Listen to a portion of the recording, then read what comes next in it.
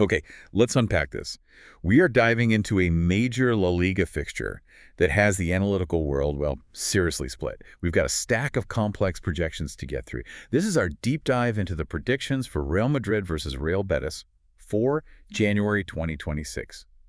And this isn't just any match. It's at the Santiago Bernabéu. Which completely fundamentally shifts the calculus, doesn't it? Absolutely. And that's why this is so important. We aren't here to just casually pick a winner. We're going to be dissecting multiple sources, scoreline forecasts, tactical stuff, market trends. The whole point is to give you a complete, nuanced picture of what could happen. And maybe more importantly, to find that one critical piece of info that challenges everything. The analytical risk. Exactly. We need to know where the risk lies. I love that. Finding the analytical risk. So let's start with the big one, the overwhelming consensus. If you just glance at the raw data, Real Madrid are the clear, undeniable favorites. They are. We have to start there. But we can't just take that at face value. We need to dig into the actual data points, the things that back that up. Right. And that assumption isn't baseless. It's really anchored in, I'd say, 3 rock-solid factors. First, and we really can't overstate this, the home advantage at the Bernabeu. Of course. It's not just noise, it's an expectation.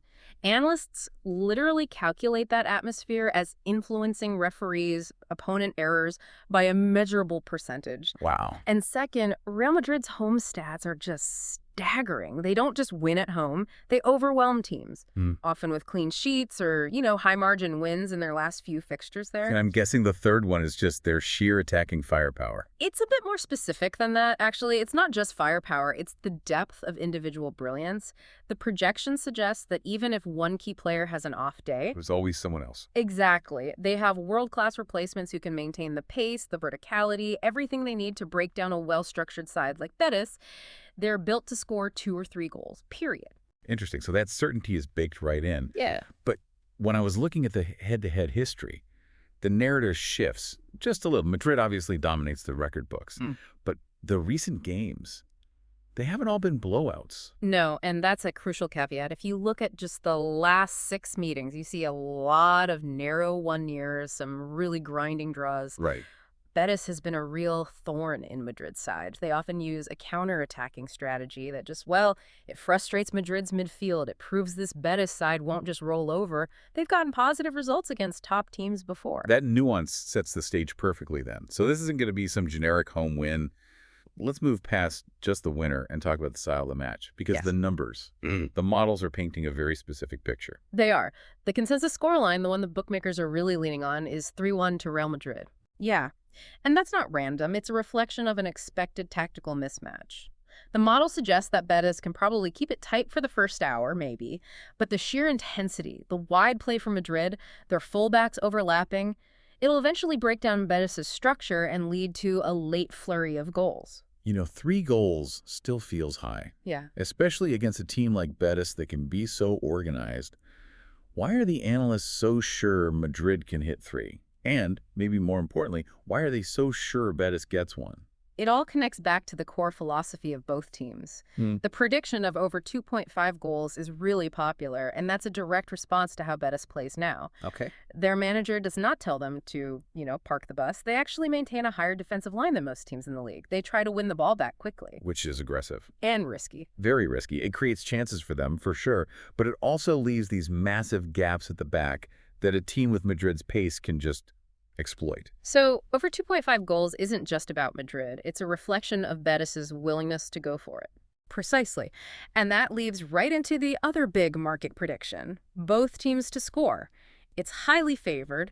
The model suggests Betis' threat comes from the speed of their transitions. They're deadly on the break. So if Madrid pushes its fullbacks up high? Betis has the runners to punish them. They'll get that goal, even if they lose. So the 3-1 scoreline really just means Madrid dominates, but the game is open enough for Betis to score. Okay, so firm consensus.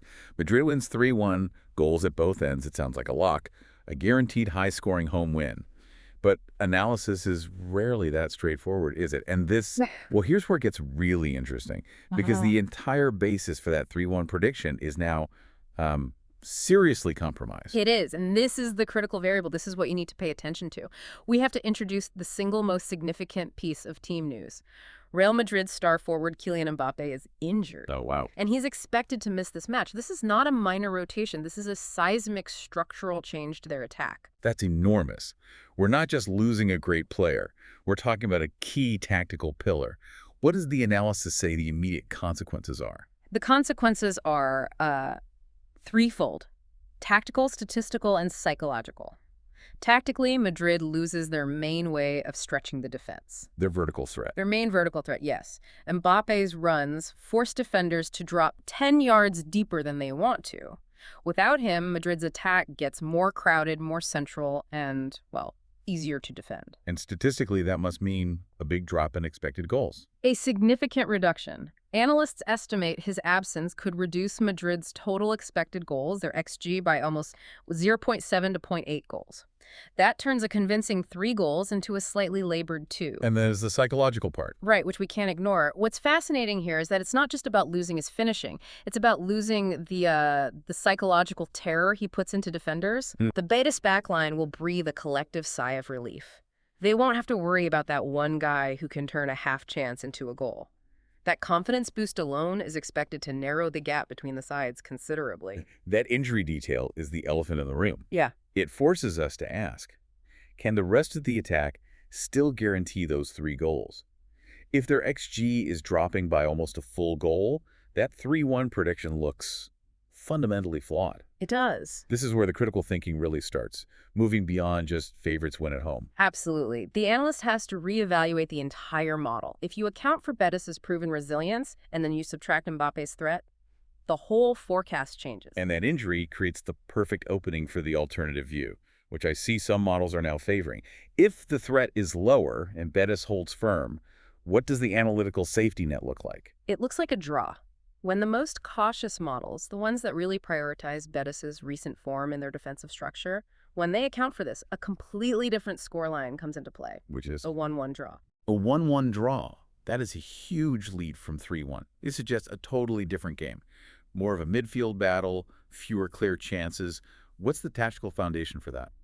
It's based on the idea that Betis will adapt. They'll likely shift from a more expansive 4-3-3 to a really compact defensive 4-4-2. To clog up the middle. Exactly. It's a formation designed specifically to deny those central running lanes that Madrid loves when they can't use Mbappe's pace to pull defenders wide.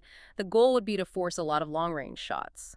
And this view is supported by Betis's recent history in these big games. They don't just get lucky draws, they earn them with disciplined 90-minute performances.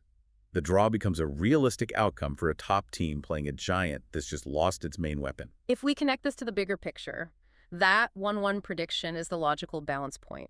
It still acknowledges the factor supporting both teams to score. Betis can still get a goal on the break, but it cuts Madrid's output from 3 down to 1. Because of the difficulty of scoring without that key differential. Right. It's the analytical outcome of injury news trumping historical dominance. This has been a fantastic breakdown. So what does this all mean for you, the listener? Tracking this huge clash. We've gone through the data, and we're left with this fascinating duality. You've got the aggressive, dominant consensus, the 3-1 home win, and then you have the resilient, injury-influenced alternative, the 1-1 draw. And look, regardless of which scoreline wins out, the sources are clear that the best markets to focus on still involve goals. The models confirm that betting on high action like over 2.5 goals and both teams to score still holds value. Because even the 1-1 is a product of 2 teams trying to score. Exactly. Not 2 teams just defending. So the ultimate takeaway, the single most important thing to remember here, is that while the initial consensus screams Real Madrid, the critical factor is the Mbappe injury. That one piece of news boosts the viability of a 1-1 draw from an outside chance into a serious, analytically sound outcome. And here's a final thought for you to mull over. Just consider how often some seemingly minor team news, like a single injury, can completely shift the expected outcome in a high-stakes game like this. It turns a prediction that feels like a certainty, a 3-1 thrashing, into a calculated risk where a 1-1 result is just as compelling. So track the final score on January 4th and see which model held up. The one based on history, or the one that prioritized immediate critical team news. That's how you really stay ahead of the curve.